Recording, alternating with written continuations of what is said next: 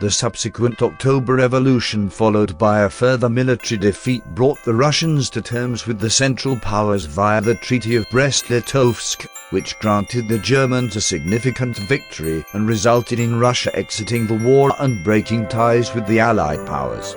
The Treaty of Brest-Litovsk was a peace treaty signed on March 3, 1918, between the new Bolshevik government of Soviet Russia and the Central Powers, that ended Russia's participation in World War I. The treaty was signed at Brest-Litovsk after 2 months of negotiations and was forced on the Bolshevik government by the threat of further advances by German and Austrian forces. According to the treaty, Soviet Russia defaulted on all of Imperial Russia's commitments to the Triple Entente alliance. The treaty was effectively terminated in November 1918 when Germany surrendered to the Allies. However, in the meantime it provided some relief to the Bolsheviks, already fighting the Russian Civil War, by the renouncement of Russia's claims on Poland, Finland, Estonia, Latvia, Belarus, Ukraine, and Lithuania. Background: by 1917, Germany and Imperial Russia were in a stalemate on the Eastern Front of World War I at the time. The Russian economy nearly collapsed under the strain of the war effort.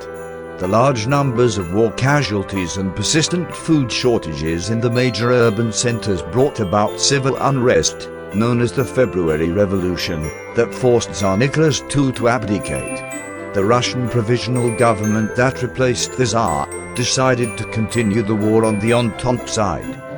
Foreign Minister Pavel Milyukov sent the Entente powers a telegram, known as the Milyukov Note, affirming that the provisional government would continue the war with the same aims as Imperial Russia.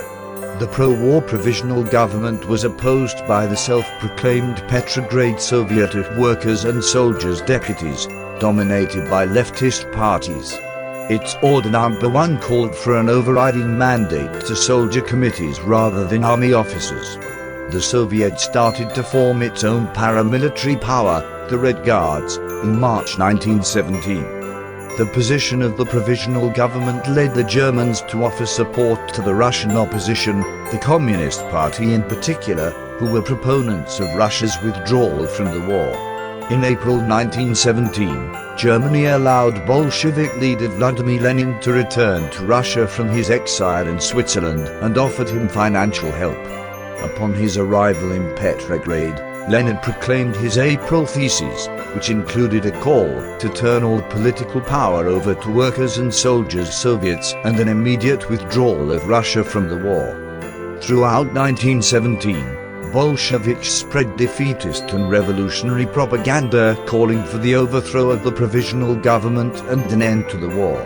Following the disastrous failure of the Kerensky offensive, discipline in the Russian army deteriorated completely. Soldiers would disobey orders, often under the influence of Bolshevik agitation, and allowed soldiers' committees to take control of their units after deposing the officers. Russian and German soldiers occasionally left their positions and fraternized. The defeat and ongoing hardships of war led to anti-government riots in Petrograd headed by the Bolsheviks, the July days of 1917. Several months later, on November the 7th, Red Guards seized the Winter Palace and arrested the provisional government in what is known as the October Revolution. The newly established Soviet government decided to end Russia's participation in the war with Germany and its allies. On October 26, 1917, Vladimir Lenin signed the Decree on Peace, which was approved by the Second Congress of the Soviet of Workers, Soldiers, and Peasants Deputies.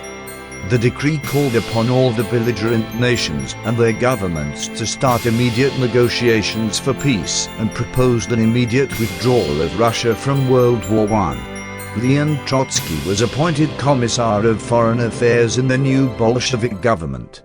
In preparation for peace talks with the representatives of the German government and other Central Powers, Leon Trotsky appointed his good friend Adolf Joffe to represent the Bolsheviks at the peace conference.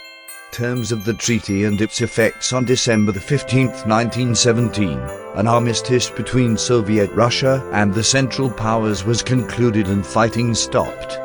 On December the 22nd, peace negotiations began at Brest-Litovsk. The Treaty of Brest-Litovsk was signed on March the 3rd, 1918. The signatories were Bolshevik Russia, signed by Grigory on the one side, and the German Empire, Austria-Hungary, Bulgaria, and Ottoman Empire on the other. The treaty marked Russia's final withdrawal from World War I as an enemy of her co-signatories, on unexpectedly humiliating terms. In the treaty, Bolshevik Russia ceded the Baltic states to Germany. They were meant to become German vassal states under German princelings. Russia ceded its province of Kars Oblast in the South Caucasus to the Ottoman Empire and recognized the independence of Ukraine. Further, Russia agreed to pay 6 billion German gold marks in reparations. Historian Spencer Tucker says, the German General Staff had formulated extraordinarily harsh terms that shocked even the German negotiator. Congress Poland was not mentioned in the treaty, as Germans refused to recognize the existence of any Polish representatives, which in turn led to Polish protests. When Germans later complained that the Treaty of Versailles of 1919 was too harsh, the Allies responded that it was more benign than Brest-Litovsk. With the adoption of the Treaty of Brest-Litovsk, the Entente no longer existed.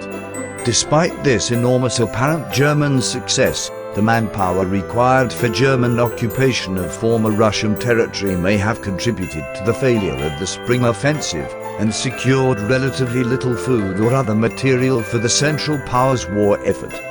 The Allied powers led a small-scale invasion of Russia, partly to stop Germany from exploiting Russian resources, and to a lesser extent, to support the whites in the Russian Civil War.